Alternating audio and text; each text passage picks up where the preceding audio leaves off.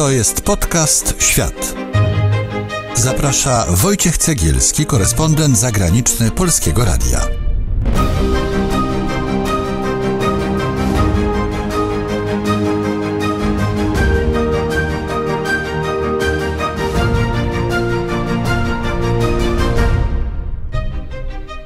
Są dwa powody, dla których dzisiaj chcę Wam opowiedzieć o Sudanie Południowym. Pierwszy to taki, że najmłodsze państwo na świecie świętuje właśnie swoje pierwsze 10 lat. Drugi powód jest nawet ważniejszy. Sudan Południowy to bowiem miejsce, w którym na własne oczy można przekonać się, co to znaczy katastrofa klimatyczna. Bieda, susza, powodzie i walki zbrojne są w sporej części właśnie skutkiem globalnego ocieplenia. A najmłodsze państwo świata jest już ogromnie zrujnowane. Zapraszam zatem w podróż do zapomnianej przez świat części Afryki.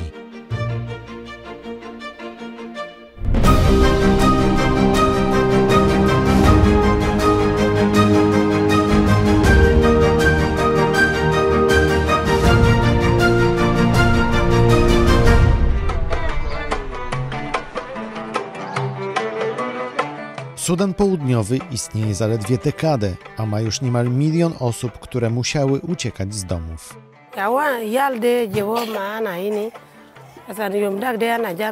Mieszkałam z mężem na wsi, ale nie było tam jedzenia, a my mieliśmy 7 dzieci. Przez jakiś czas polowaliśmy na zwierzęta. Kiedy rozpętały się walki, przyjechałam z dziećmi tutaj, do obozu. To Madalena, Sudanka, która mieszka teraz w prowizorycznym namiotowisku niedaleko stolicy kraju Dżuby. Konflikt sprawił, że musieliśmy rozdzielić się z mężem. Teraz nie mam z nim kontaktu. Boję się o niego. Nie wiem nawet, czy żyje.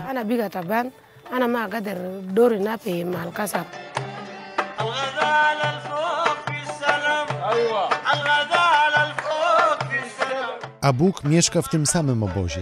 Jest sama. Wojna zabrała jej całą rodzinę. Mąż i córka zostali zastrzeleni. Teraz kobieta jest liderką lokalnej społeczności w obozie. Życie tutaj jest bardzo ciężkie. Mieszka tutaj bardzo wiele osób na małej przestrzeni. Jeśli pojawi się choroba zakaźna, to większość osób na nią zachoruje. Nikt nie jest w stanie przenieść choć części ludzi do innego obozu, gdzie jest więcej miejsca. Potrzeba nam tutaj dużego betonowego płotu. Chodzi o to, by chronić się przed złodziejami, bo w nocy przychodzą tu ludzie z zewnątrz. Biją dzieci, plądrują namioty, a zdarzają się nawet gwałty. I nikt nie wie, co to za ludzie. Przesiedleni przez walki Sudańczycy to jednak tylko niewielka część rzeczywistości najmłodszego kraju świata. They've been described as the worst rains in living memory. Homes and property across South Sudan. W połowie 2020 roku nad Sudan Południowy nadciągnęły ulewne deszcze, jakich mieszkańcy nie widzieli od kilku dekad. To miasto Ganiel na północy kraju. Położone w rejonie Nilu jest otoczone bagnami, a dostać tam można się jedynie łódką lub samolotem. Liczy, czy też liczyło 40 000 mieszkańców i jeszcze niedawno nazywane było oazą spokoju. Mam 48 lat, ale odkąd żyję, nie widziałem jeszcze takiej powodzi. Tutaj w Ganiel coś takiego nigdy się nie zdarzyło. Jeśli takie powodzie będą nadchodzić częściej, to nikt już tutaj nie będzie mieszkał. Pada nieprzerwanie od maja. Tu za mną widać nasze lokalne biura, ale wszystkie są całkowicie zalane. Utopiły się wszystkie krowy i wszystkie owce. Wszyscy cierpią.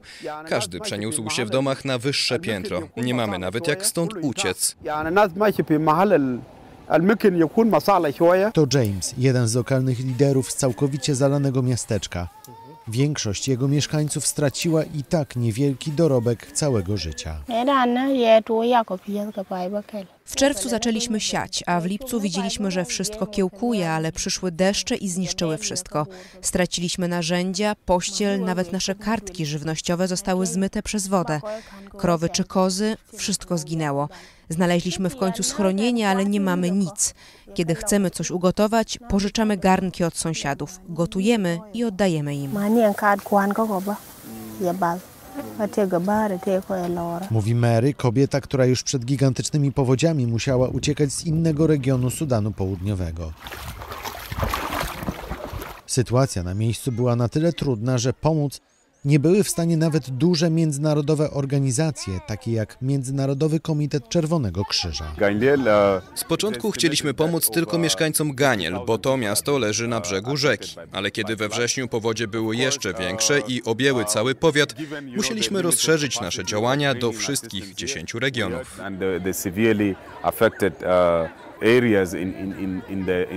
Mówi Chual Maker z lokalnego oddziału Czerwonego Krzyża.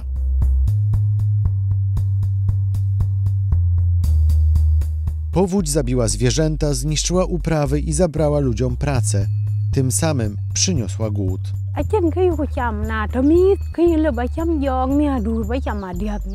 Jemy raz dziennie, zazwyczaj tylko mieszankę z kukurydzy. Jeśli uda nam się zebrać wystarczająco dużo roślin, a zbiory nie zostaną zniszczone, możemy jeść 2 razy dziennie. Cały czas żyjemy w poczuciu zagrożenia. Na przykład raz zdarzyła się powódź, która zniszczyła wszystkie uprawy. Jedynie ci, którzy zasiali pola wystarczająco wcześnie, mieli zbiory, natomiast kto się spóźnił, został z niczym. Mówi Awar ze wsi Kalmarek. Według Światowego Programu Żywienia po ostatnich ulewach i zniszczeniach 60% mieszkańców Sudanu Południowego stanęło w obliczu głodu. A to dopiero początek, bo kolejne powodzie spodziewane są aż do jesieni tego roku.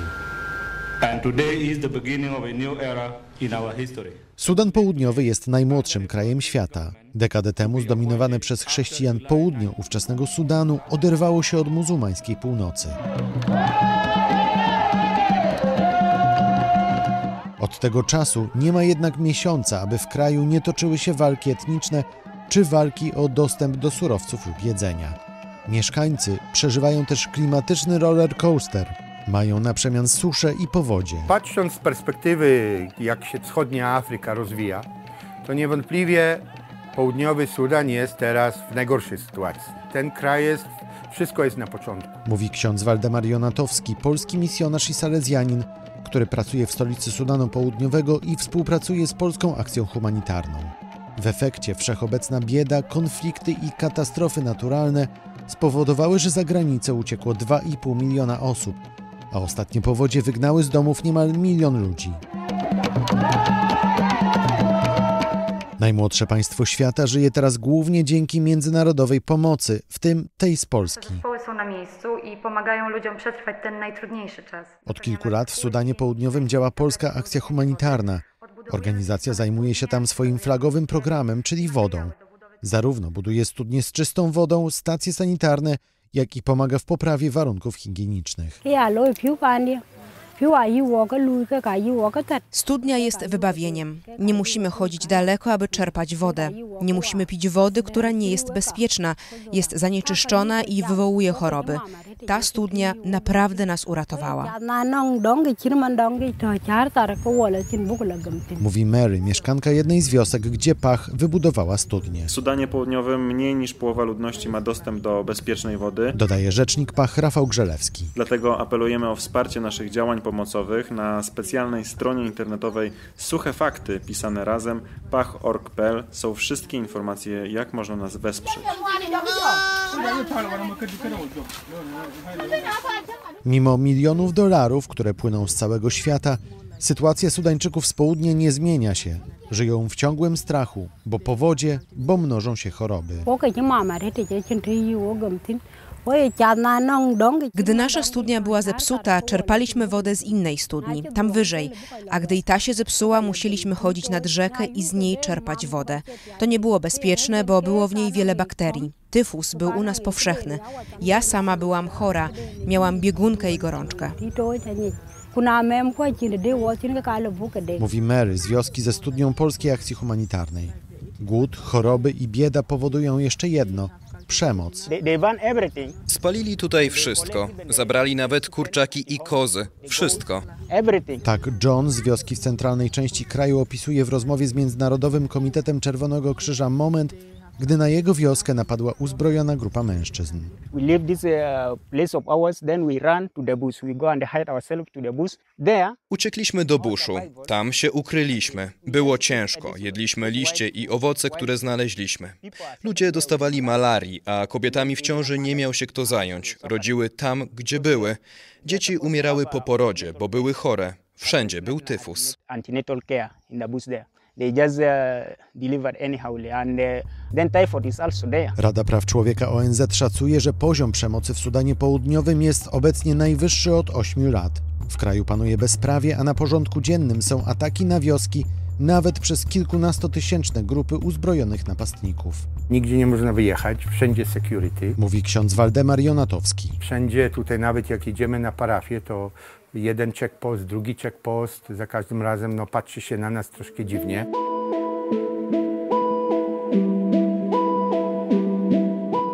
Żeby uświadomić sobie, jak wielkim zagrożeniem są zmiany klimatyczne w Sudanie Południowym, wystarczy sięgnąć po podstawowe statystyki ONZ.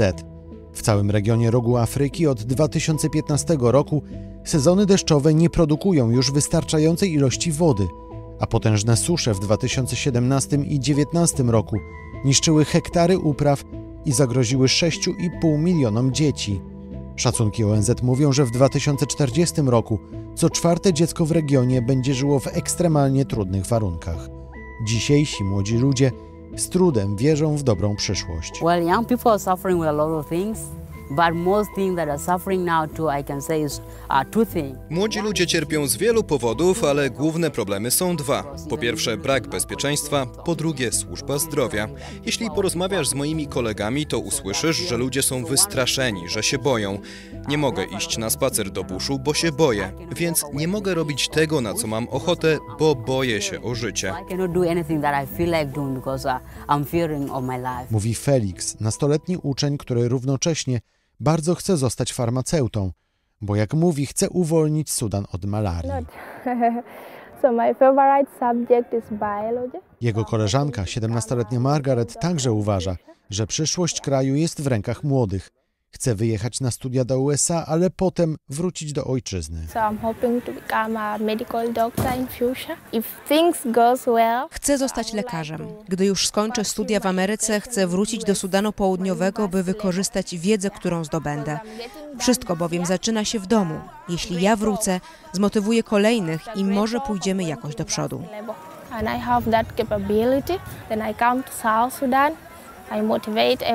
I to właśnie praca zespołowa Sudańczyków, ale i świata wydaje się być jedynym ratunkiem dla najmłodszego kraju na kuli ziemskiej.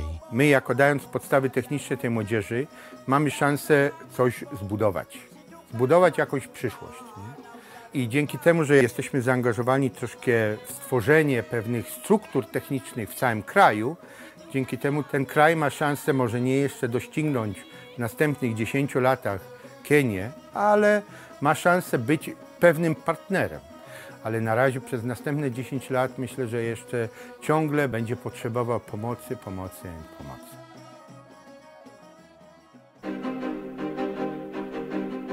Ksiądz Waldemar Jonatowski kończy pierwszą część tego odcinka, a ja, jak co tydzień, mam dla Was zaproszenie na nasz profil na Instagramie świat_The World. Tam czekać będą na Was specjalne zdjęcia z Sudanu Południowego i prośba, abyście polecali nas znajomym. Teraz natomiast spojrzymy na najmłodsze państwo świata oczami osoby, która spędziła tam ostatnie tygodnie. Poznaj świat poprzez ludzkie historie.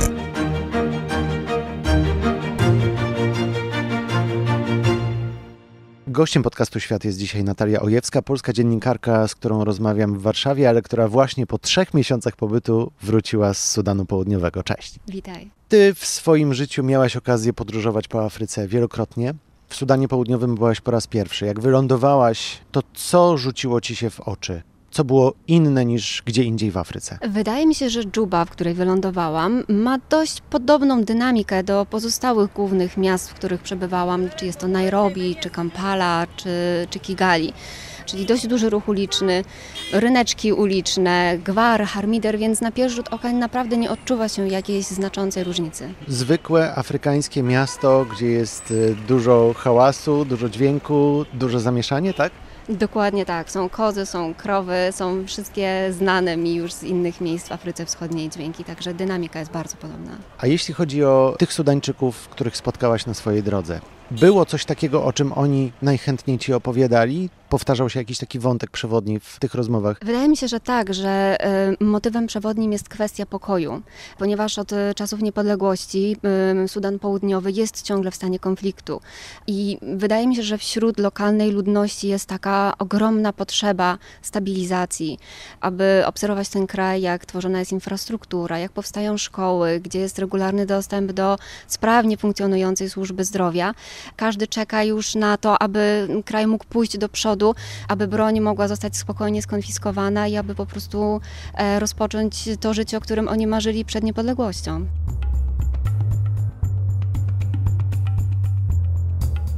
A jak w takim razie wygląda na co dzień takie życie w czasie walk, w czasie ciągłych porachunków? Napięcie. Napięcie jest wszechobecne, zwłaszcza jeżeli rozmawiamy o wioskach, które są odcięte od dużych miast, ponieważ nie ma dróg w południowym Sudanie. Są tylko uklepane zwykłe piaszczysto-ziemiste drogi, po których można jechać autem tylko w porze suchej.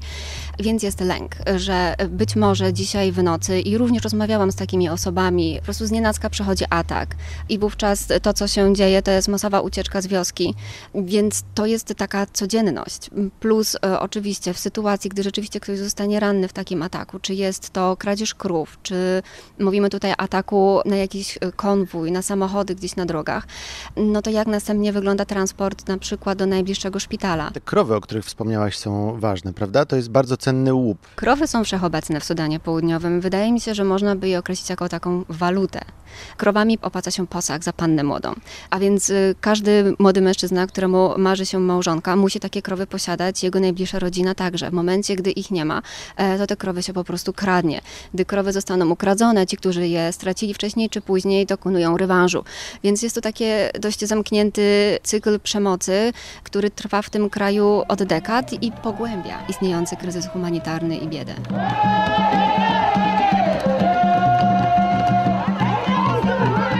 Ty, jak już wspomnieliśmy, ty byłaś w różnych miejscach w Afryce, byłaś w Ugandzie, byłaś w Rwandzie. Jak porównasz sobie to swoje życie 3-miesięczne tam w Sudanie Południowym, jak ono wyglądało w porównaniu z tym czasem, który przeżyłaś choćby w Rwandzie czy właśnie w Ugandzie? Wydaje mi się, że każdy z tych krajów rzeczywiście jest zupełnie inny. Gdy myślę o Sudanie Południowym, to co było dla mnie chyba taką największą wartością, była możliwość podróżowania po kraju w konwojach i podjęcie tej próby zrozumienia tego, co jest przyczyną właśnie tych konfliktów. Natomiast z pewnością brakowało mi tych elementów, które mam zawsze na co dzień, czy jest to Uganda, czy Ruanda, czy Kenia, czyli możliwość swobodnego poruszania się po ulicy, dokonania zakupu na ryneczku samodzielnie. W Sudanie Południowym ze względów bezpieczeństwa i dość napiętej sytuacji nie miałam tej możliwości, więc tego mi brakowało na pewno. Takie życie w zamknięciu de facto przez 3 miesiące potrafi być jednak męczące, czy nie do końca? Czy przyzwyczaiłaś się do czegoś takiego w warunkach tamtejszych właśnie? Wydaje mi się, że troszeczkę pół na pół. W sensie w którymś momencie można się do tego przyzwyczaić, aczkolwiek nawet podróżowanie w konwojach, nigdy nie siedzi się w tym konwoju bardzo swobodnie. Kamizelka kuloodporna, hełm zawsze leżą pod nogami, ponieważ niestety ryzyka są wszechobecne. Ale wydaje mi się, że na pewno w którymś momencie potrzebna jest krótka przerwa, aby się zresetować i potem można wrócić. Chciałem na koniec zadać pytanie, czy chcesz tam wrócić? Rozumiem, że odpowiedź właśnie padła. Zdecydowanie tak. Dzięki wielkie. Natalia Ojewska, polska dziennikarka, która wróciła po 3 miesiącach w Sudanie Południowym, była dzisiaj naszym gościem. Dziękuję ci bardzo. Dziękuję ogromnie. W tym odcinku podcastu Świat to już wszystko. Na koniec jeszcze mam dla was zaproszenie na nasz profil na YouTube. Tam oprócz środowych podcastów czekają też piątkowe premiery filmowe. Subskrybujcie nasz kanał i polecajcie znajomym. Przypominam, że premierowych odcinków podcastu można słuchać w każdą środę na stronie podcasty.polskieradio.pl oraz na innych dobrych platformach podcastowych. Dajcie znać, co sądzicie o naszych produkcjach i zostawcie komentarz.